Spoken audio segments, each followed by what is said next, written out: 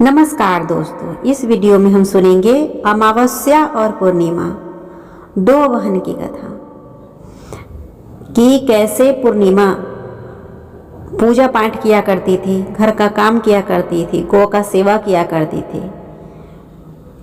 इस गुण के वजह से उसके माता पिता ने उसको एक गरीब और निर्धन व्यक्ति के यहाँ उसका विवाह किया और उसकी दूसरी बहन अमावस्या, जो कि पूजा पाठ नहीं किया करती थी, गौ सेवा भी नहीं करती थी, घर का काम भी नहीं करती थी, उसके माता पिता ने उसको एक राजा के घर में विवाह किया। इन सब के बावजूद भगवान शिव की कृपा से, इनके 3 सूत्र की कृपा से कैसे पूर्णिमा को धन की प्राप्ति हुई, सौभाग्य की प्राप्ति हुआ, गरीबी दूर हुआ। तो आइए इस कथा को हम पूरे ध्यान से सुनते हैं। एक राज्य में एक राजा और एक रानी रहते थे। उसके 4 संतानें थीं, 2 लड़के और 2 लड़की। एक लड़की का नाम पूर्णिमा और दूसरी लड़की का नाम अमावस्या था। पूर्णिमा घर के कामों में निपुण थी और घर का पूरा काम करती थी और भगवान की पूजा अर्चना भी किया करती थी। इसके अतिरिक्त वह गौ माता की सेवा भी किया करती थी। और उसकी दूसरी बहन अमावस्या ना तो घर का काम करती थी और ना ही भगवान की पूजा अर्चना ही करती थी और ना ही गौ माता की सेवा ही किया करती थी। पूर्णिमा सर्वगुण संपन्न थी। फिर भी राजा और रानी अपने दोनों बेटों तथा पुत्री अमावस्या को ही प्यार किया करते थे और वह पूर्णिमा से प्यार नहीं करते थे, उसके साथ भेदभाव करते थे। राजा के 4 पुत्र और पुत्री धीरे धीरे बड़े हो रहे थे। जब वे बड़े हो गए, राजा ने अपने दोनों पुत्रों का विवाह योग्य कन्या के साथ विवाह करा दिया। इसके बाद रानी ने कहा कि अब दोनों पुत्री का विवाह भी योग्य हो गई है और इन दोनों का विवाह भी करा दो। लेकिन पुत्री अमावस्या का विवाह किसी बड़े खानदान में कराना और पूर्णिमा का विवाह किसी गरीब परिवार में कराना, क्योंकि पूर्णिमा को केवल भगवान की पूजा पाठ करना ही पसंद है और गांव की सेवा करना पसंद है। अब रानी ने राजा को दोनों पुत्रियों का रिश्ता तय करने के लिए भेज दिया। राजा ने अपने पड़ोसी राज्य में जाकर वहां के राजा के पुत्र से अमावस्या का रिश्ता तय कर दिया और वहीं पास के गांव में जाकर एक गरीब परिवार के लड़के से पुत्री पूर्णिमा का विवाह तय कर दिया। यह सारी बात राजा ने अपनी रानी से बताया तो रानी यह सोचने लगी कि अब देखते हैं कि भगवान इसकी मदद कैसे करते हैं। यह बहुत ही पूजा पाठ करती है और भगवान में मगन रहती है। पूर्णिमा का भाई और उसकी भाभी पूर्णिमा से बहुत ही प्यार करते थे, क्योंकि पूर्णिमा उनके घर के कामों में उनका साथ देती और कामों में उनका हाथ बटाती थी। और यही उसकी दूसरी बहन अमावस्या उन पर अपना रोक जमाती थी और घर का कोई भी कार्य नहीं करती थी। कुछ समय बीत जाने के बाद दोनों पुत्रियों का विवाह हो गया। राजा और रानी की विवाह के बाद अपनी दोनों पुत्रियों को विदाई देते हैं। विदाई देते समय राजा और रानी पुत्री अमावस्या को बहुत सारा धन और दौलत देकर विदा करते हैं और पूर्णिमा को भी कुछ भी नहीं देते, खाली हाथ अपने घर से विदा करते हैं। इसके बाद दोनों बहनें अपने अपने ससुराल को चली जाती है। कुछ दिन बीत जाते हैं और एक दिन अमावस्या अपने घर पर शिव जी की कथा रखती है और जिसमें वह सभी गांव वाले को निमंत्रण देती है और अपनी बहन पूर्णिमा को नहीं बुलाती। जब गांव की सभी औरतें अमावस्या के यहाँ जाती है तो यहाँ सब दृश्य पूर्णिमा अपने घर के दरवाजे के बाहर बैठकर देख रही होती है। तब वहाँ से गुजर रही औरतें पूर्णिमा से कहते हैं कि तुम्हारी बहन के यहाँ शिव जी की कथा रखी है, क्या तुम नहीं चलोगी? पूर्णिमा ने कहा, मुझे निमंत्रण नहीं आया है, मैं नहीं जा सकती। सभी गांव की औरतें ने पूर्णिमा से कहा, बुलाया नहीं है तो क्या हुआ, भगवान शिव की तो कथा है, तुम हमारे साथ चलो। गांव के सभी औरतें की बात मानकर पूर्णिमा भी उसके साथ भगवान शिव की कथा में अमावस्या के घर चली जाती है। जब अमावस्या की नज़र पूर्णिमा पर पड़ती है तो वहाँ कहती है कि तुम यहाँ कैसे चली आई और मैंने तो तुम्हें बुलाया नहीं था। खैर कोई बात नहीं, अब तुम आ ही रही हो तो चुपचाप बैठी रहना। और यह कहते हुए अमावस्या में पूर्णिमा की गरीबी का भी मजाक उड़ाया। पूर्णिमा की आंखों में आंसू आ गए और रोते रोते मन ही मन में पूर्णिमा भगवान शिव से विनती करती है, हे भगवान, क्या पूजा पाठ करना गलत है? गौ माता की सेवा करना गलत है? आखिर मेरी गलती क्या है? आप मुझ पर अपनी कृपा दृष्टि कब बनाएंगे? पूर्णिमा बार बार भगवान शिव से यही कहती रहती। इतने में शिव कथा पूरी हो जाती है और अमावस्या भगवान का प्रसाद बांटने लगती है। वह सभी लोगों को प्रसाद देती है, लेकिन पूर्णिमा को वह प्रसाद नहीं देती। पूर्णिमा बिना प्रसाद के ही अपने घर लौट जाती है। रास्ते में वह वहाँ सोचते हुए चलती है कि यदि बच्चे उससे कथा का प्रसाद मांगेंगे तो वह उन्हें क्या जवाब देगी। उसने सोचा कि वह अपने मायके अपने भाई और भौजाई के यहाँ जाएगी और वहाँ जाते हुए वहाँ बच्चों के लिए कुछ लेकर आएगी। ऐसे सोचते हुए वहाँ अपने घर वापस लौट आई। घर वापस लौटकर आने के बाद वह अपने पति और बच्चों से कहती है कि वह अपने मायके जा रही है। पति ने कहा कि ठीक है और कुछ समय के बाद पूर्णिमा अपने मायके के लिए रवाना हो गई। चलते चलते रास्ते में एक चबूतरा आया जिस पर तुलसी का पौधा लगा था।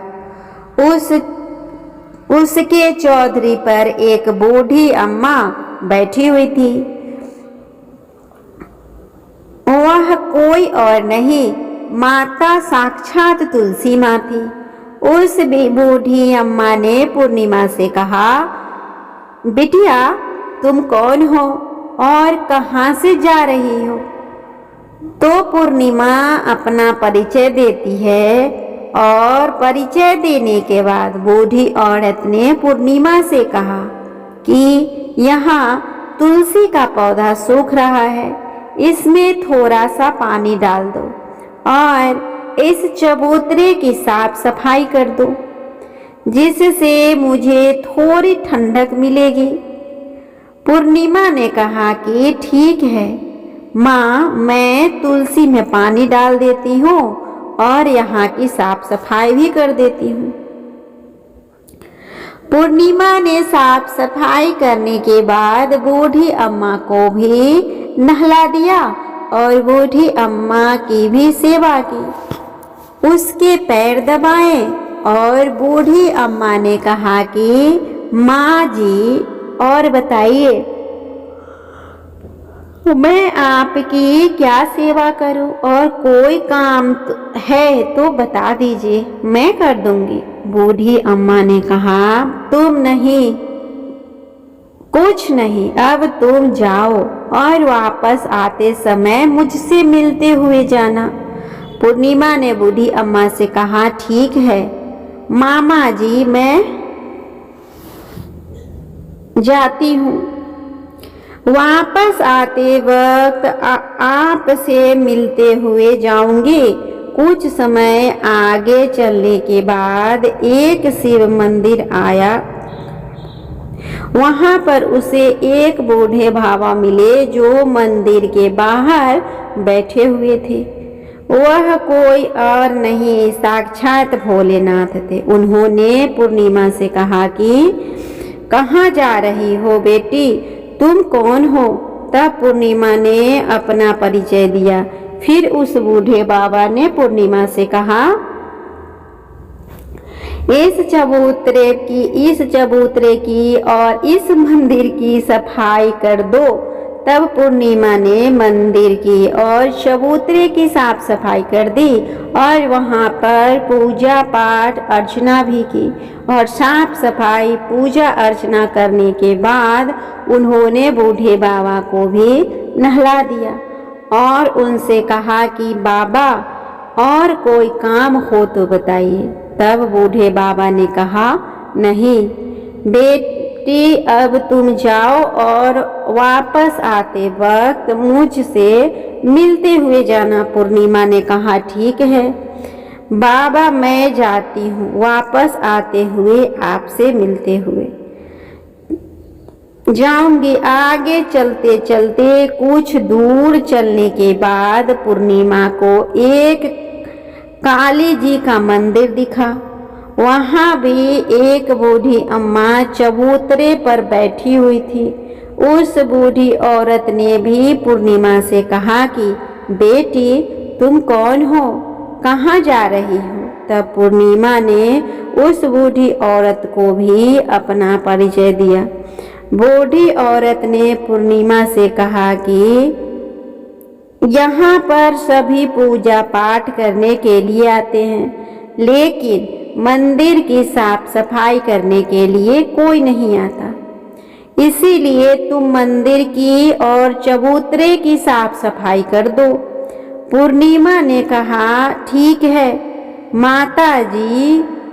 और पूर्णिमा मंदिर की और चबूतरे की साफ सफाई कर देती है और पूजा पाठ भी करती है और माता जी का श्रृंगार कर देती है और उस बूढ़ी अम्मा को भी नहला देती है और बूढ़ी अम्मा के पैर दबाती है और कहती है कि सभी काम हो गया है माँ जी, और कोई काम हो तो बताइए। बूढ़ी अम्मा कहती है कि नहीं बेटी, अब तुम जाओ, लेकिन वापस आते वक्त मुझसे मिलते हुए जाना। पूर्णिमा कहती है, ठीक है, और वह आगे चली जाती है। आगे चलते चलते एक नदी आती है। वहाँ पर भी एक बूढ़ी अम्मा बैठी रहती है और वहाँ कहती है, बेटी तुम कौन हो और कहाँ से आई हो? उसे भी पूर्णिमा अपना परिचय देती है। बूढ़ी औरत पूर्णिमा से कहती है कि नदी पर स्नान करने तो यहाँ पर सब आते हैं, लेकिन यहाँ साफ सफाई कोई भी नहीं करता, इसीलिए तुम इस किनारे पर साफ सफाई कर दो। पूर्णिमा कहती है, ठीक है माँ जी, और वहाँ की साफ सफाई कर देती है और उस बूढ़ी अम्मा के पैर दबा दी गई और कहती है, माँ जी और कोई काम हो तो बताइए। बूढ़ी औरत कहती है, कुछ नहीं बेटी, तुम जाओ, लेकिन वापस आते वक्त मुझसे मिलते हुए जाना। और वहाँ नाव में बैठकर नदी के दूसरे किनारे पहुँच जाती है और वहाँ अपने मायके के घर पहुँच जाती है। वहाँ पर पूर्णिमा के भाई और भाभी उसे देखकर बहुत ही खुश हो जाते हैं और वे पूर्णिमा की बहुत खातिरदारी करते हैं और उससे बहुत सारी बातें कहते हैं और कहते हैं कि बच्चों को भी साथ में लेकर आती तो बहुत ही अच्छा होता। अब कुछ समय के बाद पूर्णिमा ने वापस अपने ससुराल जाने को कहा तो उसकी भाभी ने उसके लिए एक साड़ी दी और खेलों में बच्चों के लिए कपड़े और खाने पीने के लिए कुछ चीजें रख दी और कहा कि तुम बहुत दिनों के बाद आती हो। और पूर्णिमा की भाभी ने एक थैला पूर्णिमा के हाथ में दिया और कहा कि जाओ और जल्दी वापस आना। इसके बाद पूर्णिमा वहां से अपने ससुराल के लिए रवाना हो गई और उसी की नदी के किनारे पहुंची जहां नाव में बैठकर दूसरे किनारे पर उतर गई। और वहां उतरने के बाद वहां पर उसे वही बूढ़ी अम्मा मिली जो साक्षात गंगा मैया थी। उस बूढ़ी अम्मा ने पूर्णिमा को एक थैला दिया और कहा कि इसे तुम अपने घर जाकर ही खोलकर। अब पूर्णिमा के पास बहुत थैले हो गए। उन्हें लेकर पूर्णिमा वहां से रवाना हुई। आगे कुछ दूर चलने पर माता काली का मंदिर आया। वहां पर माता काली ने बूढ़ी अम्मा के रूप में विराजमान थी। उसने कहा, आ गई बेटी। पूर्णिमा ने कहा, हाँ माँ जी, मैं आ गई। तो माता काली ने उसे एक थैला दिया और कहा, तुम यह थैला अपने घर जाकर खोलना। अब पूर्णिमा के पास 3 थैले हो गए थे। तीनों थैले लेकर पूर्णिमा आगे बढ़ी। कुछ दूर जाने पर शिव जी का मंदिर आया जहां बूढ़े बाबा के रूप में शिव जी स्वयं विराजमान थे। बूढ़े बाबा ने कहा, पूर्णिमा तुम वापस आ गई। पूर्णिमा ने कहा, हाँ बाबा, मैं वापस आ गई। बूढ़े बाबा ने भी पूर्णिमा को एक थैला दिया और कहा कि यह थैला तुम घर ले जाओ और घर ले जाकर ही खोलना। पूर्णिमा ने कहा, ठीक है। बाबा अब पूर्णिमा के पास 4 थैले हो गए। अब पूर्णिमा 4 थैले पहले को अब कैसे ले जाती। उसने एक पुरानी साड़ी निकाली और उन सभी थैलों को एक गड्ढा बना लिया और सर पर रखकर वहां से रवाना हो गई। कुछ दूर जाने के बाद उसे तुलसी माँ बूढ़ी औरत के रूप में मिली और कहती है, पूर्णिमा तुम आ गई। पूर्णिमा कहती है, हाँ माँ जी, मैं आ गई। फिर वह बूढ़ी औरत ने भी पूर्णिमा को एक थैला दिया और कहती है कि तुम यह थैला अपने घर ले जाकर ही खोलना। पूर्णिमा कहती है, ठीक है माँ जी। अभी पूर्णिमा के पास 5 थैले हो गए। पूर्णिमा वहां से रवाना हुई तो वापस अपने घर पहुंच गई। पूर्णिमा ने बच्चों को नीचे रखा और सबसे पहले अपने मायके का थैला खोलकर देखने लगी। उसमें बच्चों के लिए अच्छे अच्छे कपड़े और खाने पीने की चीजें थी और उसमें कुछ गहने भी थे। पूर्णिमा ने कपड़े अपने बच्चे को दे दिए और खाने पीने की चीजें भी बच्चों को दे दिया। बच्चे यह सब पाकर बहुत खुश थे। अब पूर्णिमा ने दूसरा थैला खोला जो उसे गंगा मैया ने दिया था। उसमें ढेर सारे हीरे जवाहरात, सोना चांदी आदि था।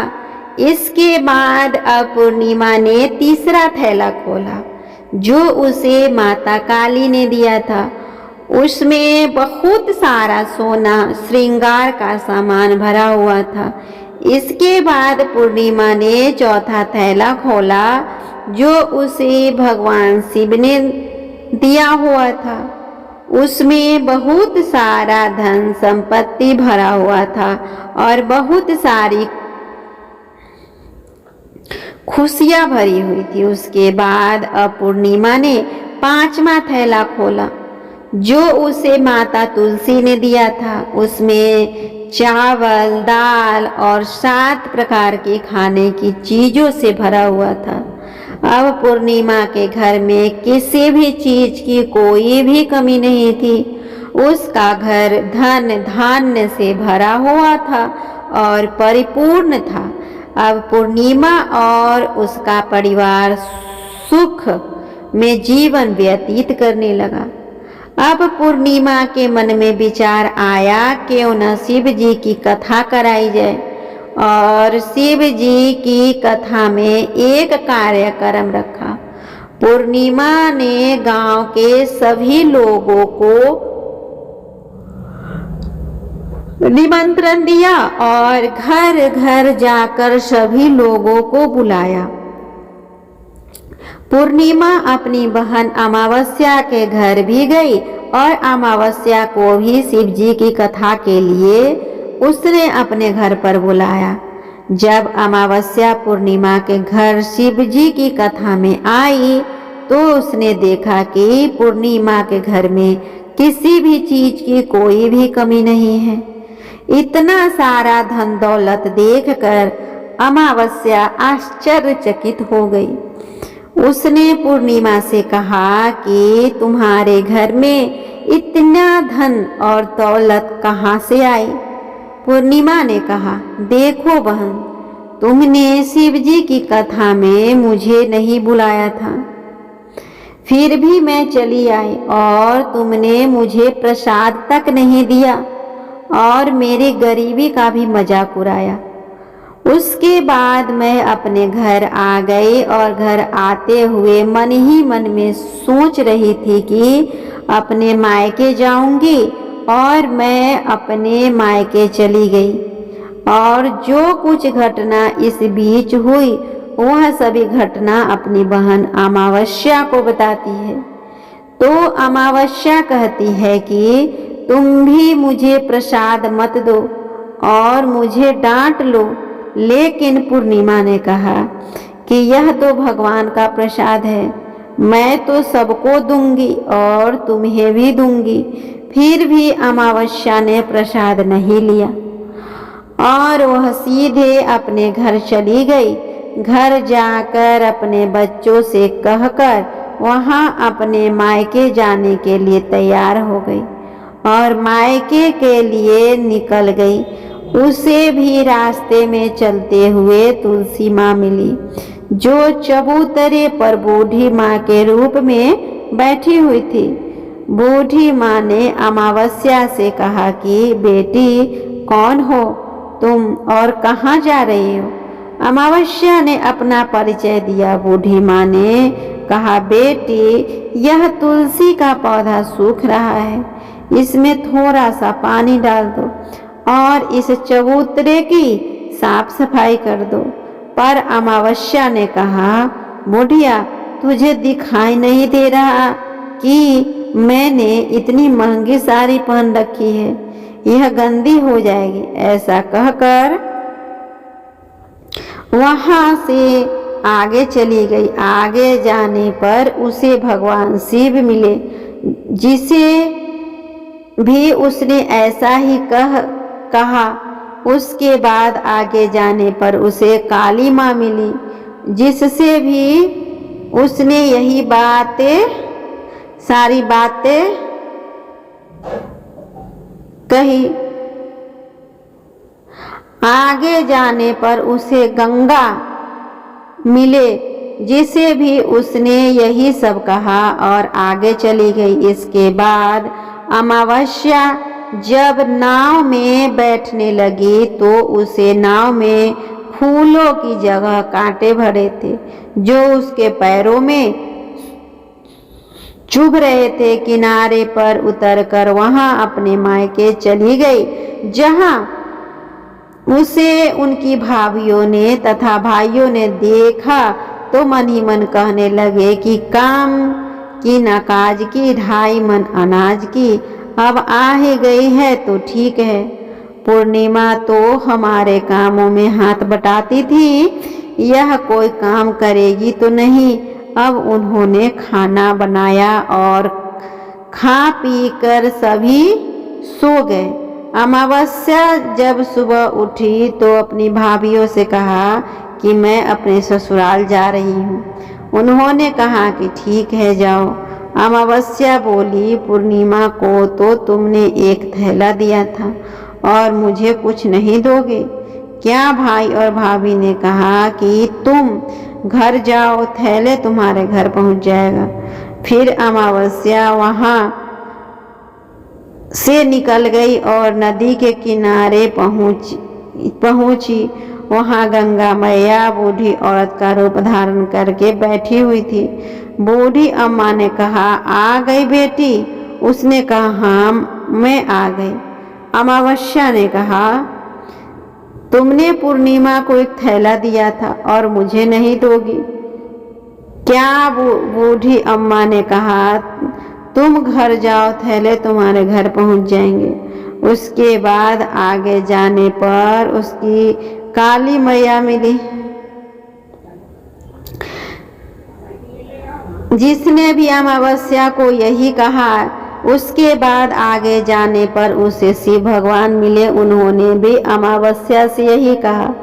उसके बाद आगे जाने पर उसने तुलसी माँ मिली और उसने भी अमावस्या से यही कहा, तुम घर जाओ, थैले तुम्हारे घर पहुंच जाएंगे। अमावस्या अपने घर पहुंच गई। आंगन में देखा तो वहां पर 5 थैले पड़े हुए थे। अमावस्या ने मन ही मन सोचा कि अब तो मेरे पास बहुत सारे धन और दौलत आ जाएंगी। जल्दी जल्दी उनमें सभी थैले को खोला। किसी में मिट्टी थे, किसी में पत्थर, किसी में कंकर और किसी में कोयला। उसे मायके से भी कुछ नहीं मिला था। इन थैलों में कुछ भी नहीं था। अमावस्या दौड़ती हुई पूर्णिमा के घर आ गई और कहती है कि तुम्हें तो इतना सब कुछ मिला, मुझे तो कुछ नहीं मिला, आखिर क्यों? तो पूर्णिमा कहती है कि जब मैं अपने मायके जाती हूँ तो अपने भाभियों के साथ उनके कामों में हाथ बटाती हूँ, उसके साथ मिलकर काम करती हूँ, लेकिन तुम ऐसा नहीं, कुछ नहीं करती, उनकी इज्जत भी नहीं करती, इसीलिए वह तुम्हें भला क्या देंगे। इसके बाद तुमने गंगा मैया को ठुकरा दिया और माँ काली को भी ठुकरा दिया और भगवान शिव को भी तुमने ठुकरा दिया, इसीलिए उन्होंने भी तुम्हें कुछ नहीं दिया। अमावस्या कहती है कि बहन, तुम मुझे माफ कर दो, मैंने तुम पर हमेशा अत्याचार किया है, मुझे कुछ नहीं मिला तो कोई बात नहीं, मैं भी भगवान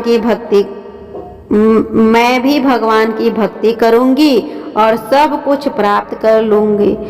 मुझे इन सब चीजों का रहस्य बताओ। तो पूर्णिमा ने कहा कि तुम 3 सूत्र का ज्ञान ले लो और उसकी कथा करना।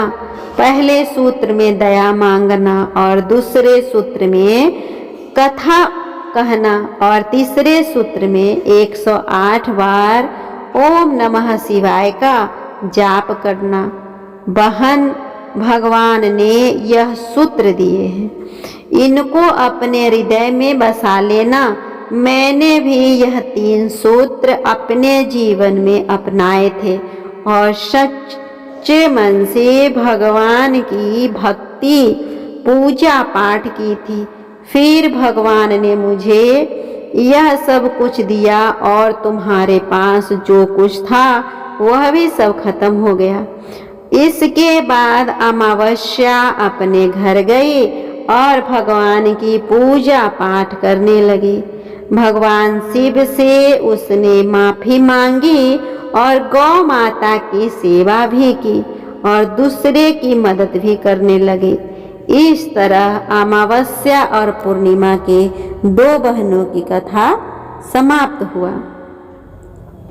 भक्तजनों, आप लोगों को ये कथा कैसा लगा कमेंट करके बताएं और अगर अच्छा लगा हो तो मेरे वीडियो को लाइक और शेयर कर ले। साथ ही चैनल को भी सब्सक्राइब कर ले और बेल आइकन को दबाना ना भूलें ताकि जब भी मैं इस तरह का कथा अपलोड करूं उसका नोटिफिकेशन सबसे पहले आपको मिले। तब तक के लिए भगवान शिव गुरु आप सभी पे अपनी कृपा बनाए रखें।